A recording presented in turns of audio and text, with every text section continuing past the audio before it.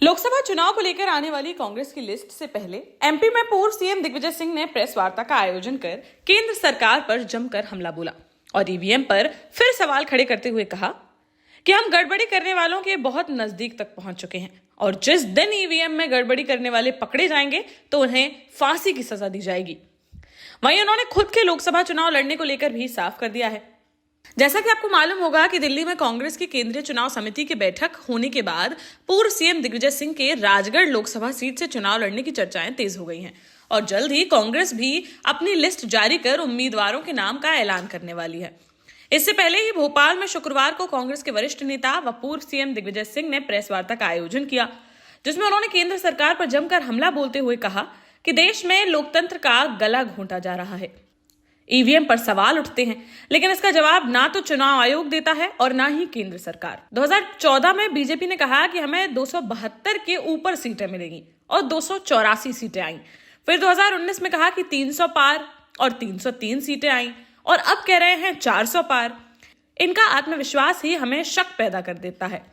साथ ही उन्होंने कहा कि मशीनों में हेराफेरी करने वाले एक दिन पकड़े जाएंगे, वह उनके बहुत नजदीक पहुंच चुके हैं और जिस दिन पकड़े जाएंगे देशद्रोह में उन्हें फांसी दी जाएगी। इधर दिग्विजय सिंह ने अरविंद केजरीवाल की गिरफ्तारी की निंदा करते हुए कहा कि इतिहास में पहली बार हुआ है जब 2 मौजूदा मुख्यमंत्री गिरफ्तार कर जेल भेजे गए हैं। हेमंत सोरेन पर दबाव था कि आप भाजपा में आ जाइए, केस खत्म कर देंगे, लेकिन उन्होंने जेल जाना पसंद किया। वहीं केजरीवाल का सिर्फ यही कसूर है कि वह इंडिया अलायंस के पार्टनर हैं। वहीं दिग्विजय सिंह ने खुद के चुनाव लड़ने को लेकर कहा कि वह पार्टी के कार्यकर्ता हैं और पार्टी जो आदेश करेगी उसका वह पालन करेंगे। एमपी में 4-5 सीटों पर उम्मीदवारों के नाम रोककर बाकी की सीटें व यूपी की कुछ सीटों पर कांग्रेस आज अपने उम्मीदवारों की घोषणा कर देगी। जी, मैंने आपसे कहा ना, देश में कहीं से भी लड़ाओ लड़ लेंगे।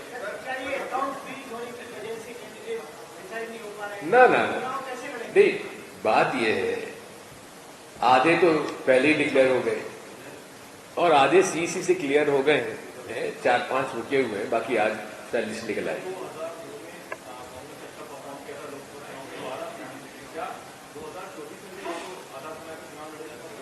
बात यह है, मशीनों पे हेरफेर ना हो। देखो, मैं तो इतना कहना चाहता हूं कि ये मशीन पे हेराफेरी करने वाले लोगों को मैं चेतावनी देना चाहता हूं। वो एक दिन पकड़े जाएंगे और हम लोग काफी निकट पहुंच चुके हैं। जिस दिन पकड़े जाएंगे देशद्रोह में इन्हें फांसी दी जाएगी।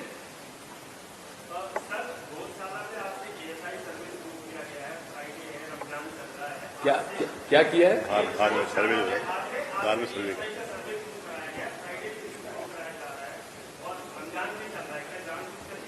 देखिए, इनके पास और कोई मुद्दा ही नहीं है। हर चुनाव में हिंदू मुसलमान करते हैं।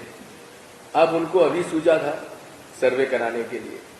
बात यह है कि देश में नियम और कानून और संविधान का पालन होना चाहिए और इसका पालन करने की जवाबदारी और जिम्मेदारी उन सब की भी होती है, हम सब की होती है, जो किसी न किसी पद पर संविधान की शपथ लेते हैं। संविधान की शपथ लेना मतलब यह है कि संविधान, चाहे जुडिशरी हो, चाहे एग्जीक्यूटिव हो, चाहे ब्यूरोक्रेट हो, संविधान का मतलब होता है कि संविधान में बताए हुए आर्टिकल्स के माध्यम से जो नियम और कानून लेजिस्लेचर बनाती है उसका पालन किया जाए। क्या उसका पालन हो रहा है? देश का जाना माना सैनफिन ग्रुप आपके लिए फिर लाया है झांसी में वास्तु के हिसाब से फ्लोर प्लान सहित एक शानदार टाउनशिप, जिसमें सुरक्षा की दृष्टि से सीसीटीवी, एक ही ग्रैंड गेट से एंट्री और एग्जिट, चौड़ी सड़कें, parking, car wash area, senior citizen and international fountain parks, swimming pool, gym, badminton, tennis आदि courts, school, hospital, shopping mart आदि कई सुविधाएं। इसीलिए तो हम झांसी में लोगों की पहली पसंद। 12 साल पहले अपने स्टार्टअप के साथ ही योग्य नेतृत्व, अनुभवी टीम और सक्षम सेंट्रलाइज और उत्तरदायी प्रबंधन के बल पर सबको घर गुणवत्ता के साथ समय पर घर की योजना के तहत सैनफिन समूह ने बहुत ही कम समय में 1500 से ज्यादा यूनिट्स को दिया है कब्जा। समय पर डिलीवरी से हमारे ग्राहकों में बड़ा है विश्वास और मिली है संतुष्टि।